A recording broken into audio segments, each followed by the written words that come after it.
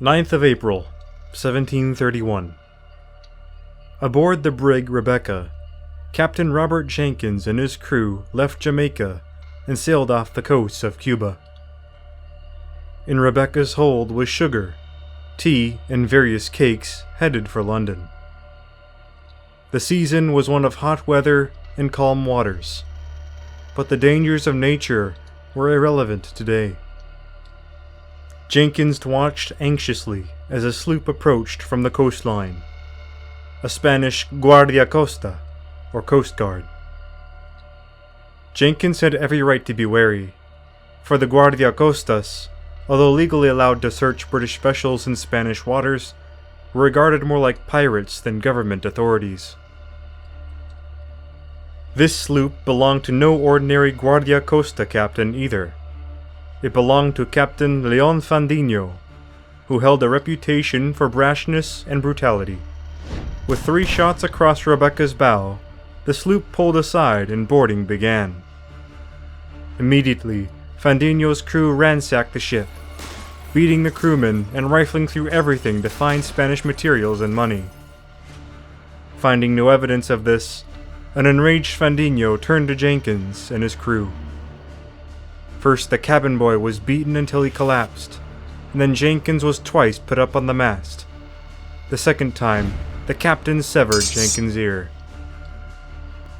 Yet Jenkins likely did not have anything the Spanish were looking for.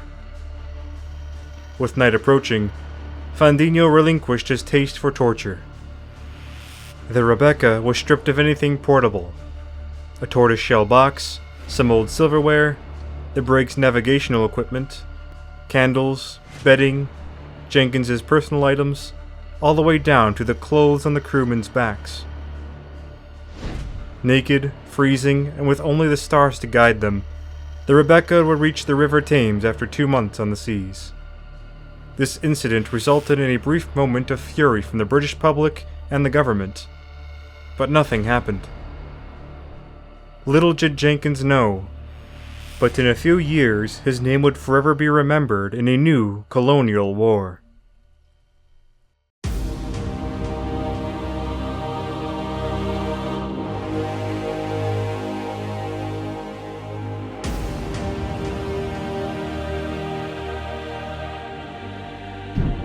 While what happened to Captain Jenkins was despised, the incident was not entirely unique, nor did it occur in a vacuum. To understand why it even happened in the first place, we must go back to 1714. The War of Spanish Succession had just ended between the Grand Alliance and Bourbon kings of France and Spain. The 2 crowns had come out of the war worse for wear, with Spain in particular conceding vast swaths of overseas territory to the British and Austrians. One of the most important concessions was what the Spanish termed an asiento, which permitted British involvement in the Spanish trade monopoly in the West Indies, being the Spanish colonies of South America and the Caribbean. This was the heart of the Spanish colonial empire, known as the Spanish Main, which held vital port cities, through which millions of pesos and various riches were transported in large treasure fleets to Europe and around the world. The treasure fleets were protected by the Armada and the ports by a system of powerful fortresses. With the new asiento, one British ship was allowed to openly trade 4,800 African slaves and 500 tons of goods per year in the markets of the 3 main ports.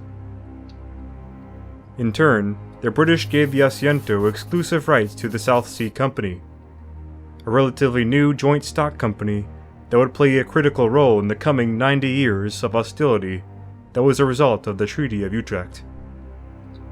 2 more conflicts broke out, pitting Spain against Britain and her allies once more. The War of the Quadruple Alliance from 1717 to 1720 saw King Philip V attempt to retake his Italian possessions from the Habsburgs in Austria, but it only wasted resources and ended in defeat. The status quo was restored immediately after. In 1726, the Anglo-Spanish War began and saw 2 major actions: the 13th Siege of Gibraltar in 1727, and the Siege of Porto Bello in the Indies. Gibraltar would remain in British hands, and Porto Bello in the care of the Spaniards. The war came to another status quo end in 1729. There was one incident that occurred, however, that would lay the siege for the next colonial war. Regardless if it were a time of war or peace in 1714, the Spanish government secretly suspected the South Sea Company of taking advantage of the Asiento. On August 31st of 1728, the Marquis of Barranquilla, negotiating with British delegates to end the current war, arose to hear a knock on his door at midnight. The visitor was the familiar Matthew Plowes, chief accountant of the South Sea Company. With him he carried a satchel which contained everything the Spanish had been suspecting, from records of profits not shared with the Spaniards, to letters of bribery to the Spanish governors, and documents from company directors detailing the illegitimate trade. With the stolen documents authenticated by Plowes, the court of Philip V became ever more wary of the enemy that ignored the Treaty of Utrecht. Losses to Guardiacostas increased dramatically, and by 1737, incidents like the one aboard the Rebecca were occurring more often and with more brutality. In turn, the behavior of the Guardiacostas was loathed by the British, who often ignored their own transgressions with the Asiento. Information on the violations of the Asiento would also continue to leak from betraying South Sea officials. Incidents like the one on the Rebecca could be tolerated only for so long among the British public. A small peace faction with Prime Minister Robert Walpole at its head promoted a policy of pacifism with Spain, hoping to not drive Spain to ally with France and keep trade flowing. Anti-Walpolean Britons interpreted this as ignoring the trading rights of the South Sea Company, and or downplaying the concerns of British merchantmen with ruthless Guardiacostas. The treatment of Robert Jenkins by Fandinho was brought up again after several years. In 1738, the captain allegedly presented his pickled ear to the House of Commons, pleading for him and his fellow merchantmen for something to be done. By 1739, the Walpole government's foreign policy was overwhelmed by the public's hunger for war, with even King George II maintaining a financial interest in the rights of the South Sea Company. All negotiation failed, and war was finally declared with Spain on October 19, 1739.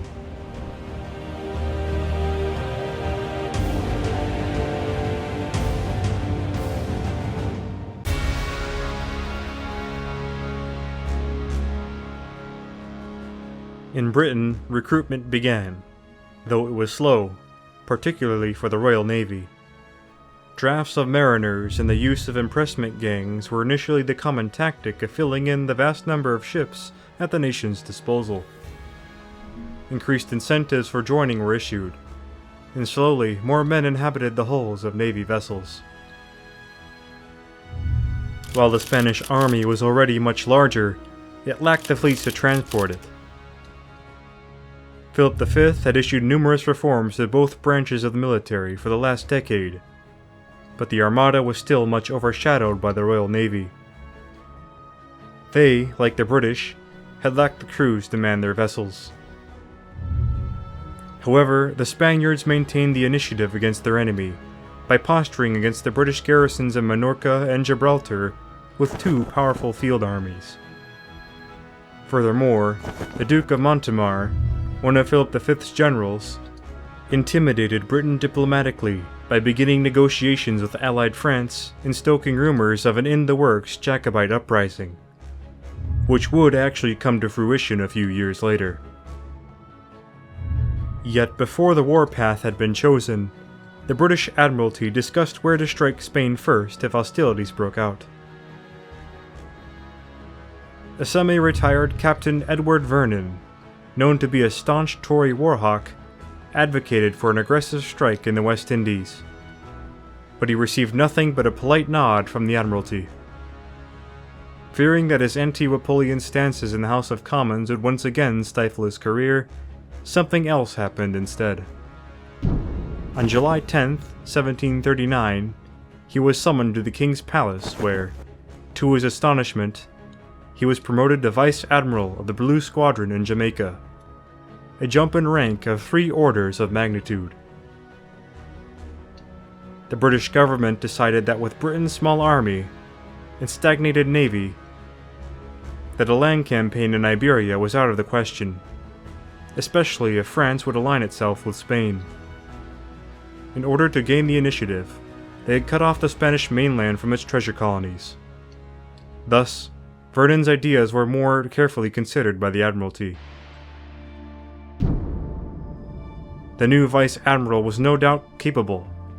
He had distinguished himself in the Succession War with Spain and had served in the West Indies once before, becoming intimately familiar with the waters, lands, diseases, and the Spaniards that roamed them. By July 16th, the ever-impatient Vernon was on his way to Portsmouth to command the Blue Squadron.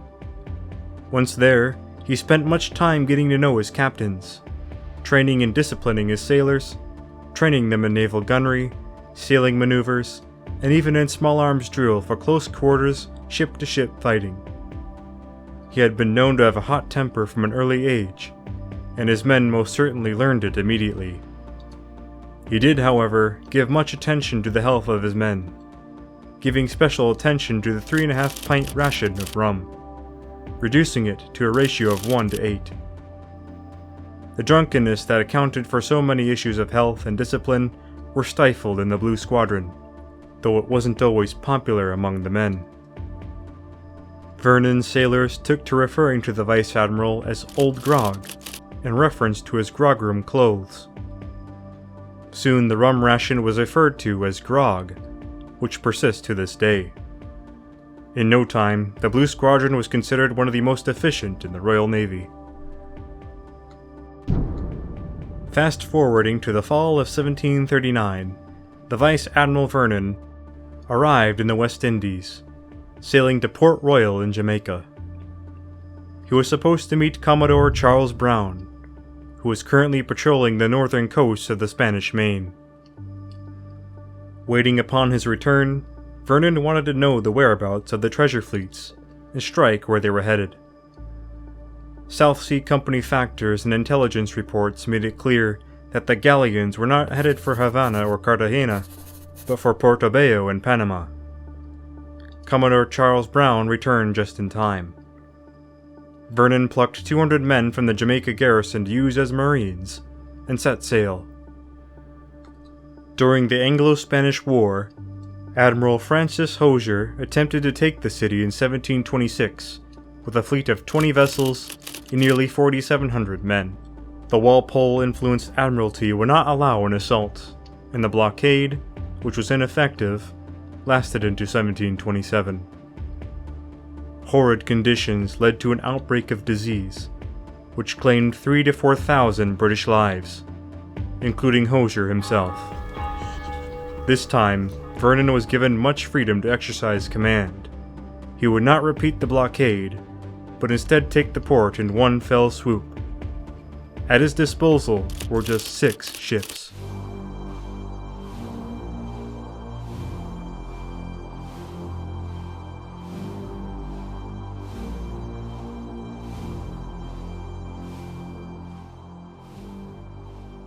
Porto Bello, beautiful port in English, was a rather sleepy settlement, awoken once a year by the galleon trade.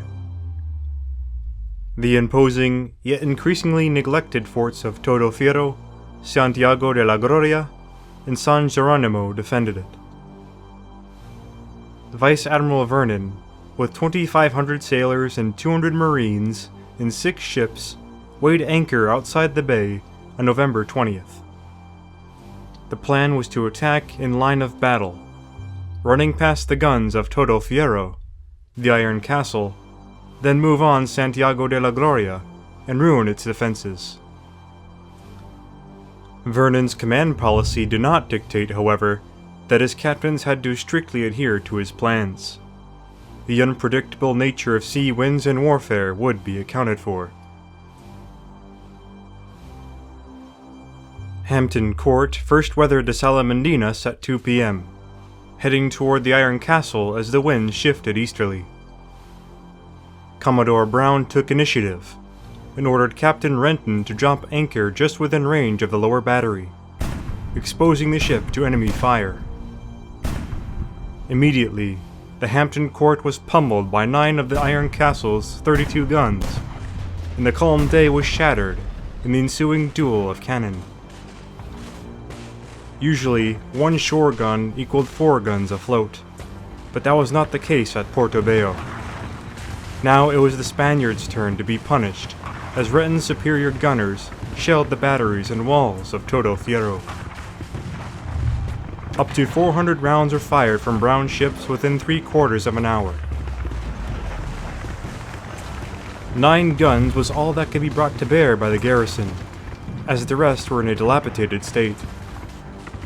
Brown's gunners finally scored a major hit, knocking down a large portion of the timber roof, wrecking 3 guns and killing their crewmen. The effect was much more serious on the Spanish, as most of the terrified garrison began to melt away into the surrounding woods. The castle's commander, Lieutenant Don Juan Francisco Garganta of the Panama Battalion, tried in vain to rally them. Just 40 stalwart men were all that remained to man the surviving 6 guns, desperately maintaining a semblance of fire on Hampton Court. Some fortunes reversed for Garganta, as a lucky shot severed the anchor cable, causing her to drift away from Todo Fierro. Luckily for Commodore Brown, the Norwich and Worcester soon entered the channel. The Spanish gunners turned to fire on the new vessels, but it was hopeless as they delivered twice the punishment of Hampton Court. Seeing this, Vernon went in on the Burford. The winds changed again, and this time the British guns and small arms were banging away as little as 50 feet from the sturdy castle walls. Still, Garganta's bastards held on a while longer, firing one last salvo that took off the stern of the Admiral's barge, knocked out a gun, and killed or wounded some crew in the upper deck. Despite the torrential fire, the combined efforts of both ships were unable to pierce the walls of Todo Fierro. However, Garganta's rather meager supply of gunpowder was running out. With the lower battery nearly destroyed, he ordered a retreat to the upper fort, determined to make one last stand. Noticing that the Spanish guns were silent, Vernon dispatched a landing party of 40 sailors and marines. Their commander, Captain Downing, could hardly restrain them. "Never let us halt before we are lame," one enthusiastic marine called out. Climbing into the lower battery, they met no resistance and pulled down the tattered Spanish flag. With a hearty cheer, the Union Jack took its place. The Iron Castle had fallen. Nightfall. The town and the castillos La Gloria and San Geronimo had yet to fall.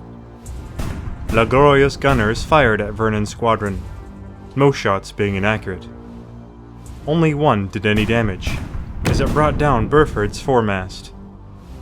Burford returned fire with her heavy guns, sinking a Spanish sloop anchored in the harbor. As darkness reigned, Vernon pulled off to the outer bay, though firing from the Castillo continued. As the sun rose the next morning, the Blue Squadron once again entered the bay, but they were only met with the governor, Don Francisco Vega y Retes, often described as cowardly and lazy. Governor Retes wanted all the honors of war and the surrender of Porto Bello, but he was denied them by Vernon.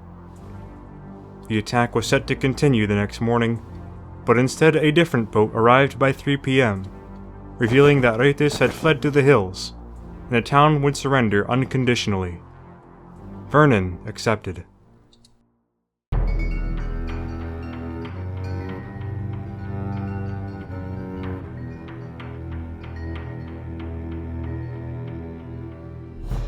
Vernon realized he could not hold on to Porto Bello for long, and began evacuating the town.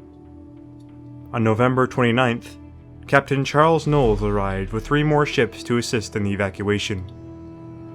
While he plundered the town, it was done at no physical harm to the people. The forts, their cannons, and munitions were to be demolished, with 120 barrels of gunpowder, all 3 of them, including the stubborn iron castle, were reduced to mere rubble. 10,000 pesos of the garrison's payroll was the only Spanish treasure that could be found, and these were distributed to the sailors and marines. Porto Bello's status was reduced from a crucial port to a now defenseless bay.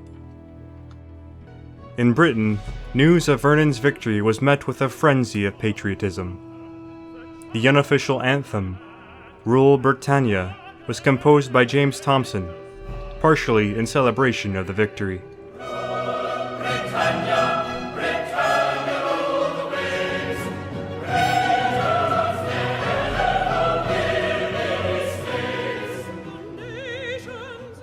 In the Isles, many roads and places were named for Porto Bello, including the road in London, the district in Dublin, and even Porto Bello, Virginia, now a part of Williamsburg. Thousands of Vernon medals were produced in celebration, with varying designs. The Vernon mania wasn't unjustified. What took Admiral Hosier with 4,700 men and months of time without success took Vernon a single day. Yet it was only one battle, one that just signaled the beginning.